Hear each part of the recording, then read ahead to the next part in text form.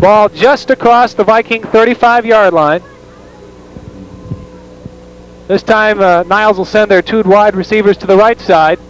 And the ball again goes inside and a big hole, and Pat Mead on the carry. He's up across the 45 to the 46. They just brought Pat Mead in, Joe, and maybe they're going to shuffle some people back and forth and try to keep some fresh backs in there and see if maybe they can't pop one. Hinkland comes back in for the Mustangs. Polderman checking out. And we'll have a measurement on this first down.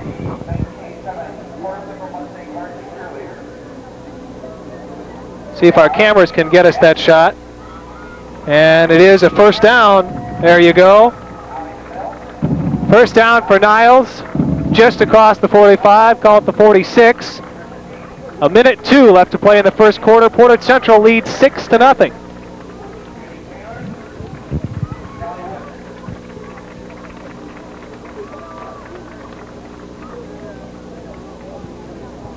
Tyrone Saxon will split wide to the right for Niles. Brawley still at quarterback, 1st and 10. Give goes to the deep back in the eye, and he is quickly smothered by a host of Mustangs. That's Munson, number 56, getting off the top of the pile. Doug Roberts getting up off the bottom. Again, Joe, Eaton was right there. I just have the feeling that he's keen right on the big back and going to make sure that that he's wherever Campbell comes. Give the Vikings a yard on that last play and call it 2nd down and 9 for Niles. Again, the ball goes inside to Cartwright, and he struggles forward across the 50 to the Mustang 48. And that's the end of the first quarter, with the Portage Central Mustangs leading the Niles Vikings by a score of 6-0.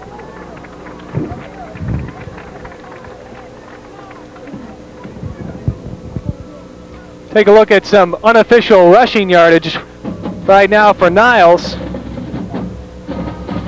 Cartwright, their leading carrier, with 4 yards. That doesn't seem right. 16 yards for Cartwright. Guys try to carry the ball and try to move it. 3rd and 6 for Niles. The ball resting on the Mustang 48, and Brawley will drop straight back to pass and throw out into the flat, and he's got Easley again for another first down and down to the 35 of the Mustangs.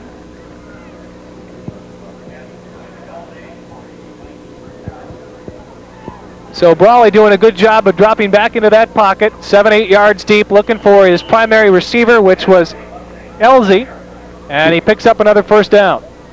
Little crossing pattern again, Joe, trying to get underneath the linebackers that time, of course, which they did quite well. Pat Mead in at fullback now, and it looks like Cartwright is at tailback, and the ball goes inside to Mead, and he's slapped down by the linebackers again for the Mustangs.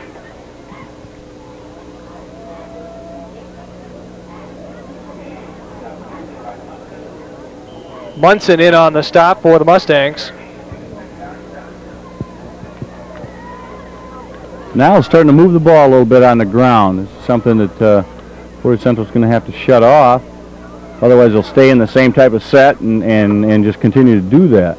Give Mead 3, it'll be 2nd and 7. Again, Carnell Campbell deep in the eye, Brawley under center, and Campbell gets the call, eludes one tackler, dances down to the 30 before he's tripped up. Roush in on the tackle for the Mustangs, along with Munson. Munson, a transfer student from Mattawan this year for Portage Central. He's a junior, a 6-footer at 200 pounds. And Roush was the guy I was trying to think of earlier. He's from Texas for the Mustangs, another junior, and again, 6 foot, 200 pounds. 3rd and 4 for Niles. Ball on the Mustang 29. Long snap count, give to Campbell. He tries to slide left side down across the 30, close to the 25-yard line before he's tripped up. Munson again in on the stop, along with Polderman. And they're short of the first down. It'll be 4th and 2.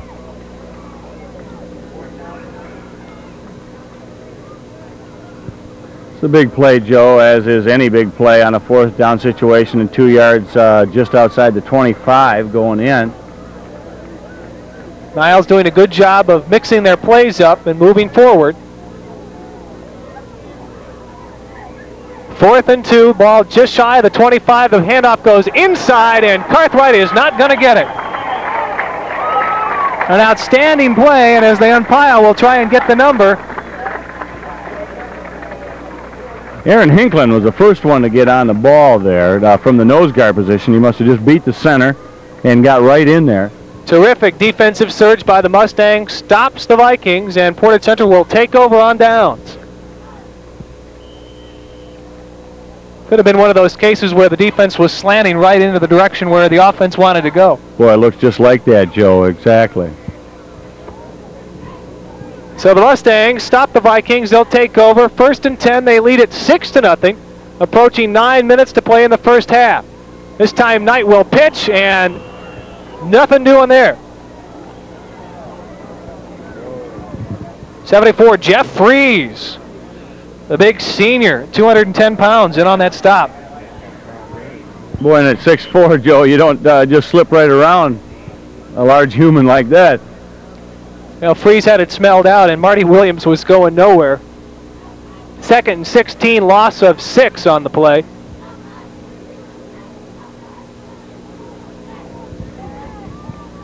Terry Martin will split wide right for the Mustangs. Stacy Young right in.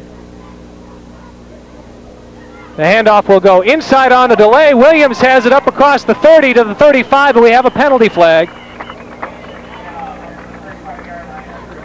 And he's run down by Kasarik.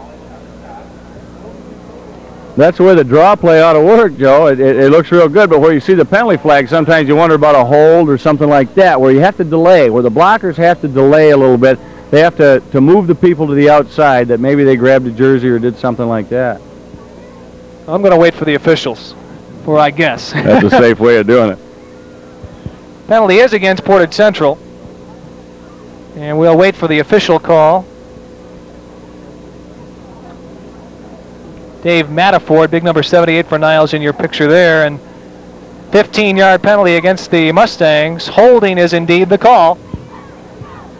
We're moving up a little bit, Joe, in our guesses of what's going on out here. It'll remain 2nd down in a bundle. 2nd and 26, 10-yard penalty. Mustangs digging a hole for themselves. Ball inside their 15-yard line. Knight will roll right and throw over the middle, and it's incomplete. Almost intercepted. It had a little middle screen set up, Joe. Couldn't tell if Polderman was the intended receiver on that or not. He was the closest one to it. Yes, it looked like it may have been Devin. Norman checking back in now for the Mustangs of Bob Knight in his 17th season as head coach of the Mustangs. 87-61 is Knight's record as of the moment, including last week's victory over Lansing Everett. He's won 5 conference championships in those 17 years and taken one team to the state finals back in 1977, 10 years ago, as we've got a quick kick on 3rd down. A beautiful quick kick. Ball across the Viking 45 and down around the 42, where it'll be downed by Stacy Young. And another penalty flag. Joe, you mentioned a minute ago Bob Knight's record, and that includes, of course, him coming in here and taking over a program that was really about as low as you could go at that point. They were down in numbers, they were down in wins, of course, and he's turned this whole thing around in his 17 years to make this, of course, the pride of Portage, this Portage Central Ball Club, and as you mentioned, going all the way to the Silver Dome one year, and perennial conference champions, or close at any rate, every year. Penalty again on the Mustangs. Did not catch the call. They're talking things over with the Vikings. They may want Portage to kick this one again.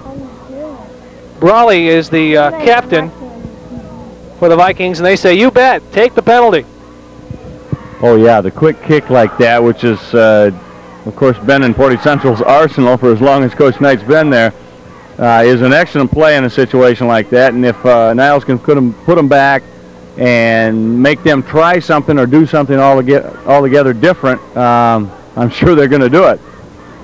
So the offensive unit trots back onto the field for Portage Central.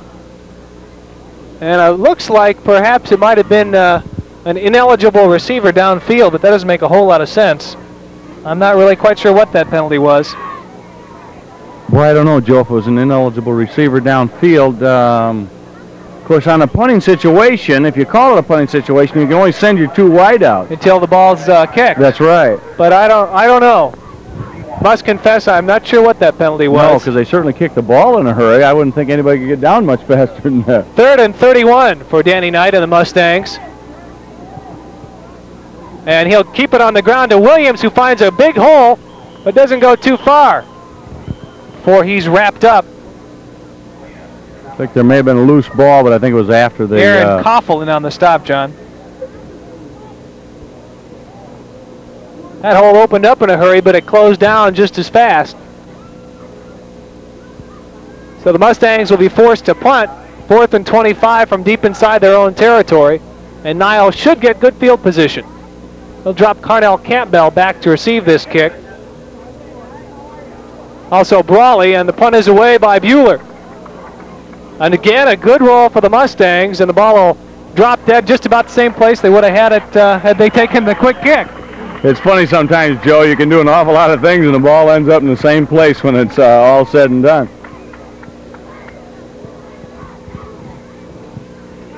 We talked at the onset of the program a little bit about if Portage Central shut Niles right off, they may go to some trickery. But at this point, Niles seems to be able to move the ball. They're obviously not putting it in the end zone yet, but they are moving it somewhat. And so we'll probably see them sticking with the same type of situation or same type of offense that they've been running.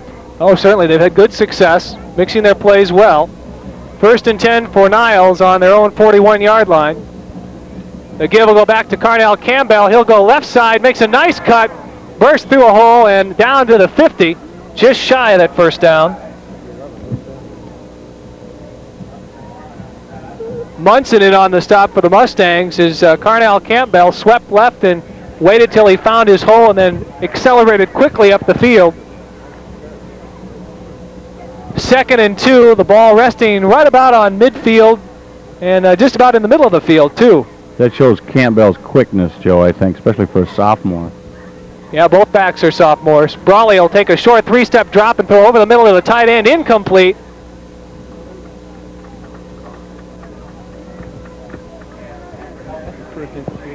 First incompletion of the evening for Brawley. Coverage by Randy Bueller, or Buller, as I think I heard it pronounced. Nick Roush again coming off the field for the Mustangs, a 2-way performer tonight. 3rd and 2 on the incompletion. And the ball goes inside to Cawthorn, and he is stood up in a hurry. I believe that was Doug Roberts there, Joe. Munson getting off the ground, Roberts getting up, and indeed he met Cawthorn head up, or Cartwright head up rather. Again, 4th down and 2. That's a senior saying hello to a sophomore. Boy, yeah, welcome to the Big 8, I think is what it says, Joe. You're going to play in this league, get used to it. Clock continues to move, 5:46 and counting here in the first half. Portage Central leads 6-0, and Niles will at least line up like they're going to punt. And the snap goes back, and the punt is away, a high kick. And Kopp's going to catch it and swing right, and they've got the picket fence set up for him. He's across the 25 to the 30 and just tripped up by Pat Mead. It was a nice play, Joe, and if you look all the way down there, that last block was Doug Roberts. We're talking about the largest person on the field, and he hustled all the way across there to make that block. And Pat Mead saved the touchdown. As the Mustangs had a return left on, and had Kopp gotten by Mead, he had nothing but open field. Boy, that's right. And Kopp, of course, is fast enough to be able to run down the sideline. Not too many people are going to be able to catch him in a situation like that.